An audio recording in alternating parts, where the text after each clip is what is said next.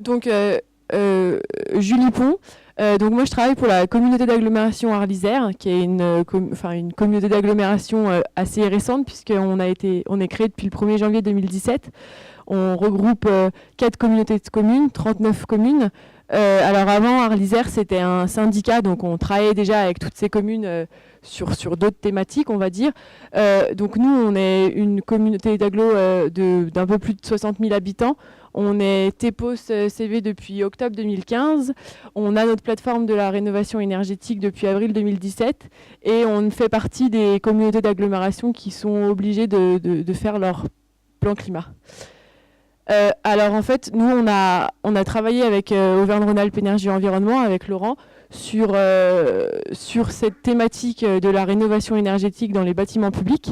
Parce qu'en fait, sur notre territoire, donc, les communes sont très en demande de ce travail-là, en fait, et de travailler sur cette thématique. Sur nos communes, sur les 39, on en avait quand même 36 qui s'étaient engagés dans la démarche TEPOS en nous disant on va faire des actions, on va mettre en place des choses. On a un patrimoine sur les communes qui est vieillissant, il y a très peu de rénovations qui ont été faites. On se doit aussi du coup d'être dans un rôle plutôt d'exemplarité. Si on veut aussi que les particuliers fassent de la rénovation, il faut que nous, collectivités, on leur montre ce qu'on sait faire. Et puis sur mon territoire, en tout cas, la volonté des élus, c'est vraiment d'accompagner en fait les communes. Et dans notre plan d'action TEPOS, on avait à cœur de mener un audit énergétique qui était, on disait, global, parce qu'il y a eu des audits énergétiques sur l'éclairage public, sur les véhicules des collectivités et sur également donc les bâtiments. Donc sur ces audits de bâtiments, il y a 32 bâtiments du territoire Arlysère, donc des communes d'Arlysère, donc 32 communes qui ont bénéficié d'un diagnostic à l'échelle de leur territoire. Donc ces diagnostics, en fait, moi j'ai fait un travail j'ai répertorié tous les bâtiments et les communes en fait ont fait le choix du bâtiment qu'elles jugeaient le plus énergivore et sur lequel elles avaient prévu de faire des travaux. Donc j'ai rédigé un cahier des charges en m'appuyant sur le cahier des charges de l'ADEME, parce que du coup dans nos actions TEPOS, l'ADEME nous a aidé à financer ces audits énergétiques. Dans ce cahier des charges, on l'a travaillé aussi un peu avec Laurent qui m'a dit si on travaille ensemble par la suite, il faut que dans ton cahier des charges, tu montres qu'il y a une action de mutualisation et qu'on monte une matrice avec tous les bâtiments en colonne et toutes nos actions en ligne en fait. Donc c'est ce travail-là qui a été fait et ce travail, c'est Auvergne-Rhône-Alpes Énergie qui l'a fait. Mais dans notre cahier des charges, on avait demandé au bureau d'études de nous faire en fait des fiches synthétiques d'actions de communes en fait. Voilà. Et il faut aussi dire que si les communes étaient moteurs, c'est parce que forcément le diagnostic est gratuit pour elles. C'est l'AGLO qui a apporté le financement aidé par l'ADEME.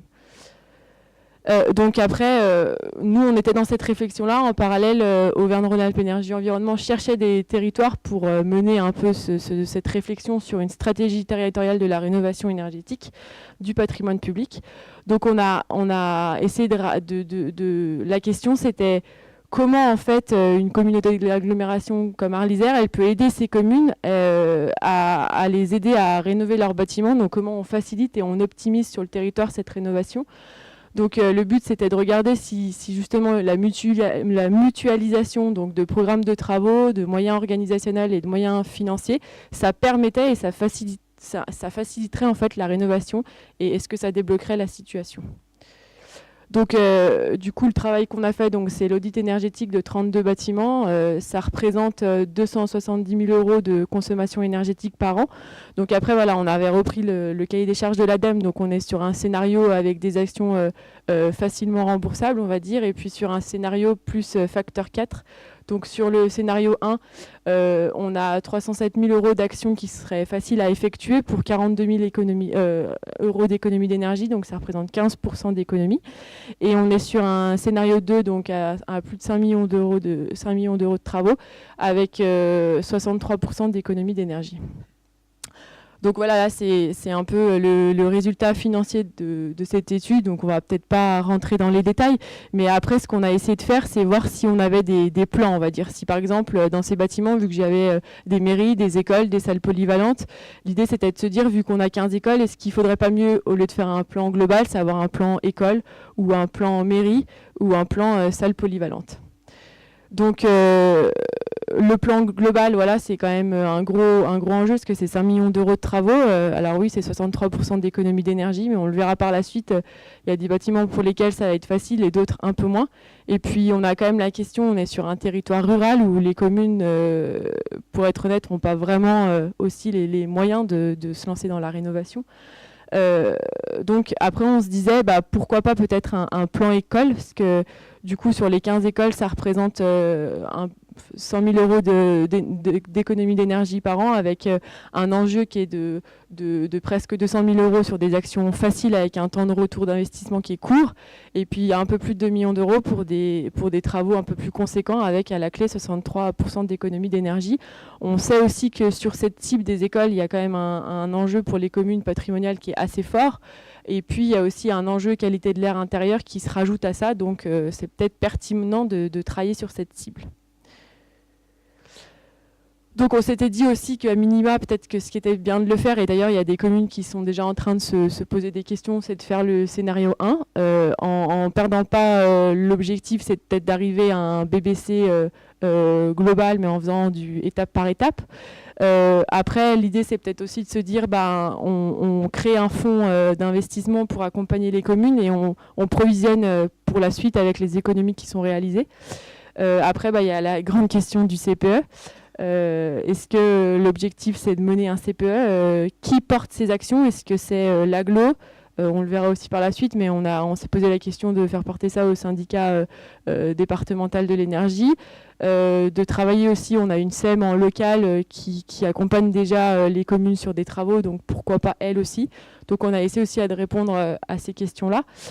Et après, donc, on est dans la mutualisation. On s'est dit, ce tableau, il ne faut peut-être pas le prendre par colonne, mais il faut le prendre en ligne. Et du coup, en ligne, ça veut dire, sur 28 bâtiments, on a des travaux d'éclairage. Sur 15 bâtiments, on aura une isolation toiture. Dans 7 cas, on a la mise en place de chaudières à granulés. Et pourquoi pas, après, être dans une production PV avec des centrales villageoises, comme ça se fait assez bien ailleurs, quoi.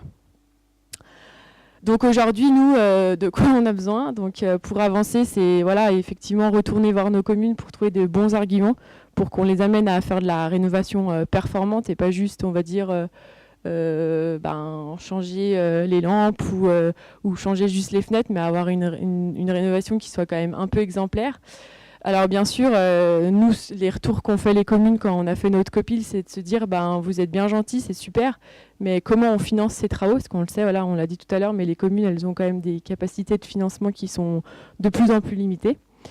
Après, il faut que nous, en tant que chargés de projet, on accompagne nos communes dans la réflexion pour qu'elles aient envie d'y aller. On se rend aussi compte que elles ont quand même besoin qu'on les prenne par la main, parce que moi, sur mon territoire, les communes, elles sont quand même rurales, petites. Souvent, il y a une secrétaire, et quand il y a une secrétaire, en plus, elle n'est même pas sur un plein temps. Donc franchement, elle n'a pas le temps de s'occuper de ça, hein. Donc c'est savoir si l'agglo crée un poste, comment on fait pour accompagner nos communes dans ces réflexions-là. Après, on s'est rendu compte aussi, et en parallèle, on a aussi travaillé avec Laurent sur la problématique des C2E, parce qu'on se rend compte que sur notre territoire, il y a des travaux qui ont été faits et il n'y a pas de récupération de C2E. Donc l'agglo, elle est aussi en train d'essayer de se positionner pour savoir s'il faut aussi qu'on le fasse en interne pour nos communes. Mais pareil, ça veut dire des moyens, donc il faut trouver la ressource. Donc là, on a appris dernièrement que le syndicat de l'énergie de la Savoie, il se positionnait sur cette question de C2E, donc on est en train de voir avec eux comment on pourrait travailler ensemble sur cette question-là. Et puis j'ai fini en disant faut que du coup, si on travaille dans un plan de rénovation globale, il faut vraiment penser global, parce que les communes, elles ont encore tendance à avoir vraiment la main mise sur leur bâtiment, et elles ne veulent pas vraiment que quelqu'un d'extérieur s'occupe de leur projet. Elles veulent quand même encore avoir la main, donc c'est peut-être faire évoluer aussi les mentalités. Voilà.